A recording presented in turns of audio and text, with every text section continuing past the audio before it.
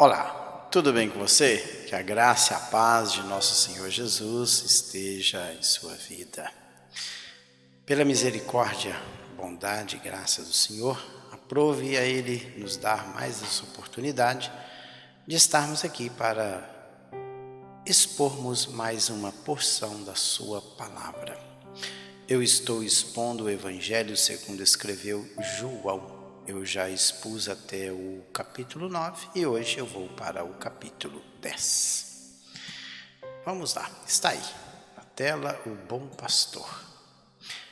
É uma parábola que Jesus conta. Jesus ainda está na festa dos judeus, festa em Jerusalém, conforme eu já falei no capítulo 9. Então Jesus está na festa e ele diz esta parábola. Vamos lá, vamos ler a parábola toda. Em verdade vos digo, o que não entra pela porta no aprisco das ovelhas, mas sobe por outra parte, esse é ladrão e salteador. Aquele, porém, que entra pela porta, esse é o pastor das ovelhas. Para este, o porteiro abre, as ovelhas ouvem a sua voz. Ele chama pelo nome as suas próprias ovelhas e as conduz para fora. Depois de fazer sair todas as que lhe pertencem, vai adiante delas, e elas o seguem, porque lhe reconhecem a voz. Mas de nenhum modo seguirão o estranho, antes fugirão dele, porque não conhecem a voz dos estranhos. Jesus propôs esta parábola, mas eles não compreenderam o sentido daquilo que lhes falava. Então veja que o termo aqui é pairomia. Pairomia é o termo usado aqui para parábola. É verdade, é um dito, é uma história, um conto. Então, Jesus, ele contou uma história, contou um conto. E qual o conto que Jesus contou? Ele fala aqui, ele fala de ovelhas, fala de aprisco, ele fala de um porteiro, e ele fala de um bom pastor, um pastor que cuida das suas ovelhas. E ele está dizendo o seguinte: em verdade eu digo, o pastor que não entra pela porta ali do aprisco, lembrando que aprisco aqui, aulê é o termo grego, entre os gregos, no tempo de Homero, um espaço sem cobertura ao redor da casa, cercado por um muro, no qual estavam os abrigos para os animais. Daí, entre os orientais, aquele espaço aberto, sem telhado, cercado por um muro, em campo aberto, no qual ovelhas eram arrebanhadas durante a noite, um aprisco. Então, era um lugar cercado, geralmente de pedras, muro de pedras. Ali dentro era colocado o quê? As ovelhas. E tinha uma única porta. E nessa porta ficava quem? O porteiro. Então, isso é um aprisco de ovelhas. E geralmente esse aprisco ele era grande o suficiente para colocar vários rebanhos de vários pastores. E este rebanho, ele era colocado sobre a responsabilidade de um porteiro. Por isso que ele usa aí, aquele, porém, que entra pela porta, esse é o pastor das ovelhas. Para este, o porteiro abre. Para este quem? Quem é este aqui? O pastor. Então, para este pastor, o porteiro aqui é turoros, é o zelador, aquele que está ali para cuidar para que ninguém, a não ser o pastor, entre naquele curral. Então ele diz, olha, aquele que não entra pela porta, esse não é o pastor. Então, veja aí. Ele diz o seguinte: para este o porteiro abre, As ovelhas ouvem a sua voz e ele as chama pelo nome, as suas próprias ovelhas, e as conduz para fora. E está dizendo que aquele que entra por uma outra, que não entra pela porta, mas entra por outra parte, ou seja, ele pula o muro, este é ladrão e salteador. O termo grego é kleptes. Kleptes e salteador é o lestes. Kleptes e lestes são duas palavras gregas aí. Porque um é um ladrão, um defraudador, que é ladrão. O salteador é um bandoleiro também, é um saqueador, é um bandido. Então parece que o ladrão aqui é uma pessoa que defrauda o outro. O ladrão, ele é um defraudador. É aquele que acaba trazendo prejuízo para alguém, mas de qualquer forma é um ladrão. O salteador, ele é um bandido mesmo, ele rouba a mão armada. Aqui seria com a espada, vamos dizer assim. E ele falou assim, aquele que entra por outra parte é um defraudador, é um bandido. Mas o que entra pela porta, esse é o pastor de ovelhas. E ele diz, para este, o porteiro, responsável ali pela porta, ele abre. E aí o pastor, ele chama as ovelhas e as ovelhas seguem aquele pastor, porque olha só o que diz o versículo 4. Depois de fazer sair todas as que lhe pertencem, vai adiante delas, e elas o seguem porque lhe reconhecem a voz.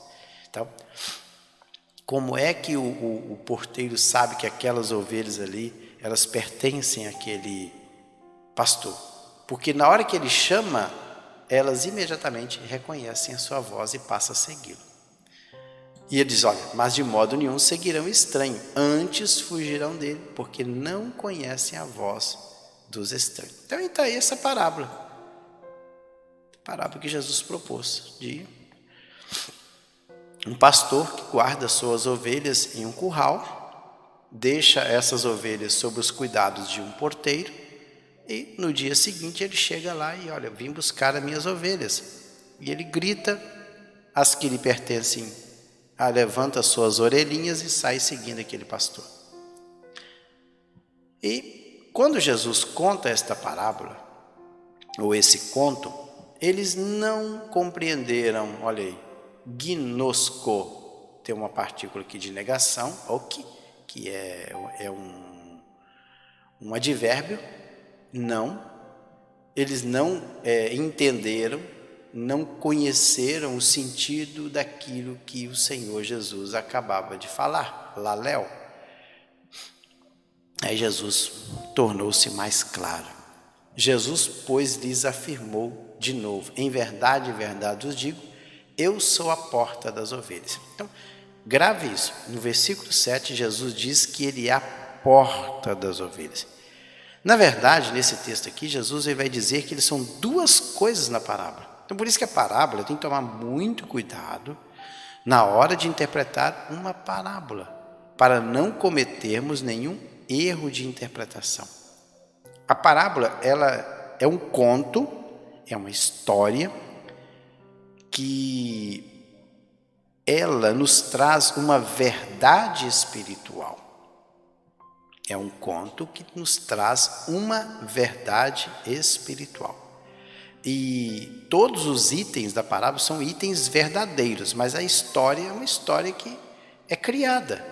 Jesus criou essa história e fazia parte do cotidiano das pessoas ali do período de Jesus, que é cuidar de ovelhas. E ele diz, olha, eu sou a porta das ovelhas. O termo porta é tura, é porta das ovelhas. Ovelhas é o quê? Probation, é gado, é ovelha. E ele diz no 8, todos quantos vieram antes de mim são ladrões e salteadores. Novamente, vai usar kleptes, que é ladrão, o defraudador, e o termo lestes. Mas as ovelhas não lhes deram ouvido. Eu sou a porta. Olha aí, lembra que ele falou no versículo 7 que ele era a porta? Novamente ele vai afirmar, eu sou a porta.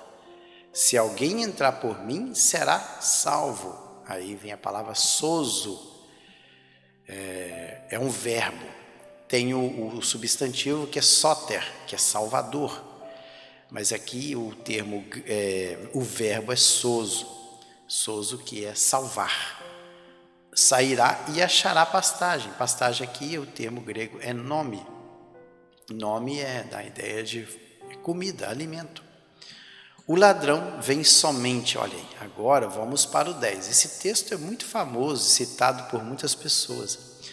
O ladrão vem somente para roubar, matar e destruir. Eu vim para que tenham vida e a tenham em abundância. O ladrão aqui que Jesus está dizendo não é Satanás propriamente dito nesta parábola. Aqui na parábola, o ladrão não é Satanás, como muitos dizem.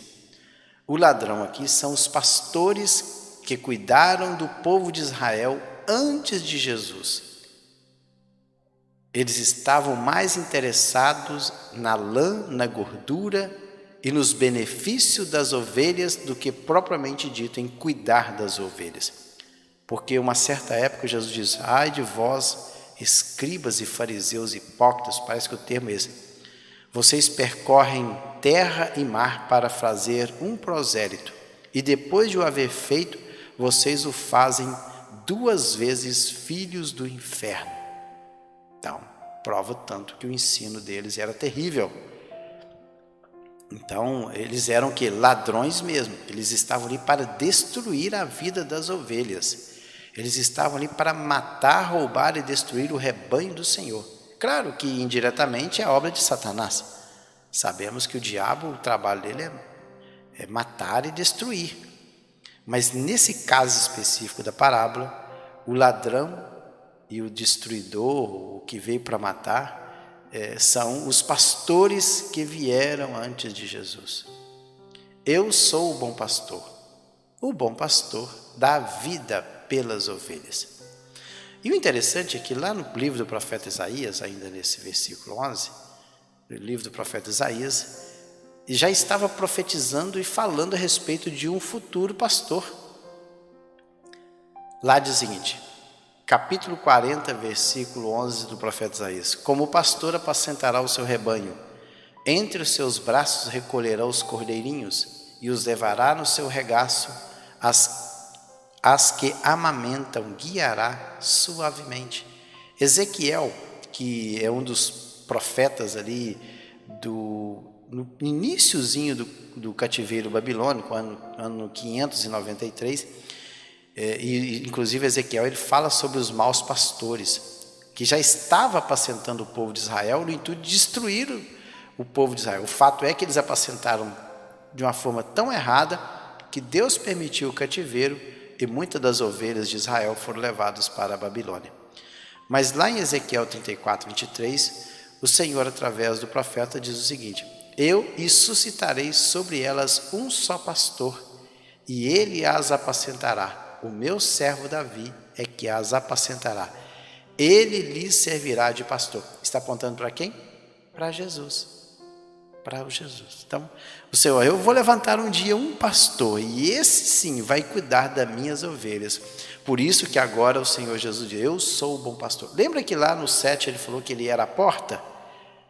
E inclusive porta é algo inanimado. Não tem vida a porta. É um objeto. Aqui agora Jesus ele se compara ao próprio pastor. Eu sou o bom pastor. Bom aqui é kalos, termo grego. Gracioso, excelente. Eu sou excelente pastor. Poimeno. O bom pastor ele dá a vida. Inclusive a vida aqui não é zoe. Tem 2 termos gregos. O termo é psique ou psique, mas é psique. Psique é o quê? É vida, é vida à alma. O bom pastor não é a vida física, não é isso. A vida aqui é vida espiritual, fala de espírito, respiração, fôlego da vida. O bom pastor, ele dá vida espiritual para quem? Para as suas ovelhas. E ele diz no 12, o mercenário, quem é o mercenário? Mercenário, a palavra grega é mistotos. Mistotos é o empregado, é um camarada que trabalha em troca de dinheiro. Então, o mercenário que não é pastor, a quem não pertencem as ovelhas, as ovelhas não é dele, elas não são dele, não lhes pertencem. Ele está ali a troco do quê? De um salário. Ele está trabalhando para receber um salário. Quando ele vê vir o lobo, abandona as ovelhas e foge. Então o lobo as arrebata e dispersa. Duas palavras aí. Lobo aí é lukos, é lobo mesmo. O lobo as arrebata. A palavra arrebatar aí é arpazo. Esse termo grego ocorre 13 vezes no Novo Testamento, arpazo, que é pegar com força, agarrar, levar para si. Então ele agarra uma com as suas mandíbulas e as demais ele dispersa, probaton. Ou melhor, escorpizo, porque na verdade tem duas palavras aqui, duas palavras. Escorpizo é da ideia, ou melhor, escorpizo é da ideia de afugentar, aterrorizando. O mercenário, olha aí Jesus explica no 13. O mercenário, por que o mercenário então foge? Porque é mercenário, porque ele é um assalariado e não tem cuidado com as ovelhas. Ele está ali interessado em ganhar o quê? O troquinho dele, o dinheirinho dele. Ele não está ali para arriscar a pele. Não é como o dono das ovelhas. O dono das ovelhas, ele está disposto a pagar o preço. Ele enfrenta o lobo. Agora o mercenário não. Ele disse, eu não vou arriscar minha pele por causa dessas ovelhas. Elas nem é minha, eu estou aqui só para ganhar o meu salário. Ele diz, eu sou o bom pastor. O 14, conheço as minhas ovelhas e elas me conhecem a mim. Assim como o Pai me conhece a mim e eu conheço o Pai e dou a minha vida pelas ovelhas. A diferença. Olhe aí a diferença. Interessante é que o Pai também é pastor. Lembra de Salmo de Davi? Mismor le David, Salmo 23. É o Mismor le Davi. Mismor é salmos. Mismor le Davi começa assim: Yahvé roi lo ersar. Ou seja, Deus é o meu pastor, nada terei falta. Então a ideia do pai, ele é pastor. Porque Davi considerava, porque quando Davi escreveu que ele não conhecia a pessoa de Cristo, ele conhecia a pessoa de Deus, Yahvé, Adonai. O termo aqui é Yahvé. Só que na tradução, em reverência ao nome do Senhor, eles traduziram como Adonai, que é Senhor. Mas o termo hebraico aqui é Adonai. É o tetagrama, Yud Rei Vav Rei, que é Yahvé. Yahvé Roi Lo Ersá. Tem uma partícula de negação. Mas voltemos aqui para João. Assim como o Pai me conhece a mim, eu conheço o Pai e dou a minha vida. Vida aqui é psirrê, é vida espiritual pelas minhas ovelhas. Interessante, deixa eu ver quantos minutos que nós já temos aqui. 19, acho que dá para ir mais. Olha aí. Vamos lá. Ainda tenho outras ovelhas, não deste aprisco. A mim me convém conduzi-las. Elas ouvirão a minha voz e então haverá um rebanho e um pastor. Essas ovelhas que Jesus está falando aqui era o povo judeu. O povo de Israel é o povo judeu até hoje. Mas tinha outras ovelhas que não faziam parte desse aprisco. Quem eram estas ovelhas? Os gentios. Então, com a morte de Jesus, haveria um só rebanho, um só pastor, judeus e gentios, dois rebanhos distintos, debaixo de um mesmo, da responsabilidade de um mesmo pastor. Então haverá um só rebanho, haverá um rebanho e um pastor. Judeus e gentios, unidos sob a cruz de Cristo, para todo sempre. Por isso, deixa eu ver se tem alguma referência aqui.